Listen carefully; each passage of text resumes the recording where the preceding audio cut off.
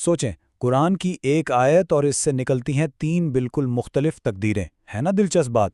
صدیوں سے ایک ہی آیت نے مسلمانوں کو ایک آنے والے جانشین کے بارے میں تین الگ الگ راستوں پر ڈال دیا ہے۔ آئیے آج اس میں گہرائی سے اترتے ہیں اور دیکھتے ہیں کہ آخر یہ ہوا کیسے۔ تو ہمارا سفر کچھ اس طرح کا ہوگا۔ سب سے پہلے ہم قرآن کے اس خاص وعدے کو دیکھیں گے، پھر ہم ایک ایک کر کے ان تینوں الگ الگ تشریحات کا جائزہ لیں گے، اور آخر میں ہم اس سوال کا جواب تلاش کرنے کی کوشش کریں گے کہ بھئی ایک ہی آیت سے اتنے مختلف معنی آخر نکلتے کیسے ہیں۔ تو چلیے شروع کرتے ہیں اصل ماخذ سے، یعنی قرآن پاک میں بیان کیے گئے اس ایک طاقتور الہی وعدے سے۔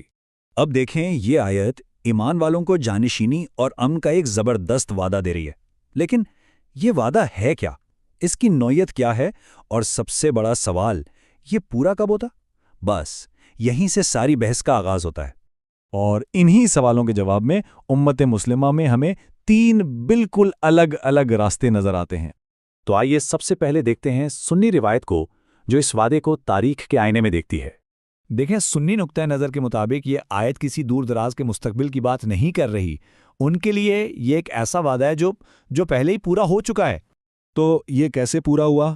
ان کے مطابق یہ وعدہ تو شروع کے خلفائے راشدین یعنی حضرت ابوبکر، حضرت عمر اور حضرت عثمان کے دور میں ہی پورا ہو گیا۔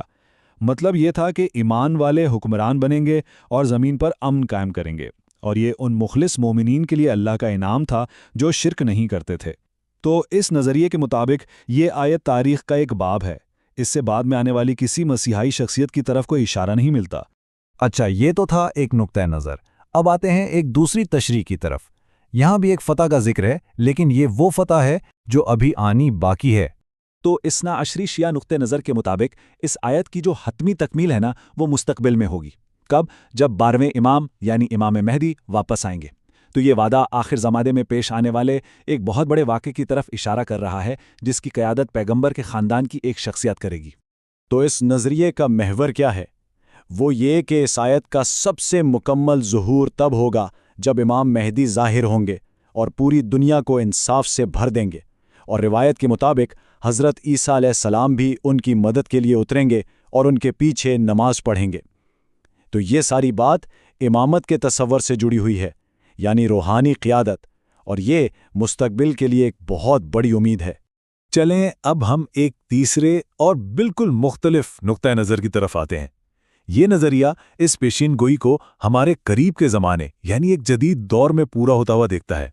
احمدیہ نقطہ نظر کے مطابق یہ پیشین گوئی 19ویں صدی میں ہی پوری ہو چکی ہے، جب اسلام کے اندر سے ہی ایک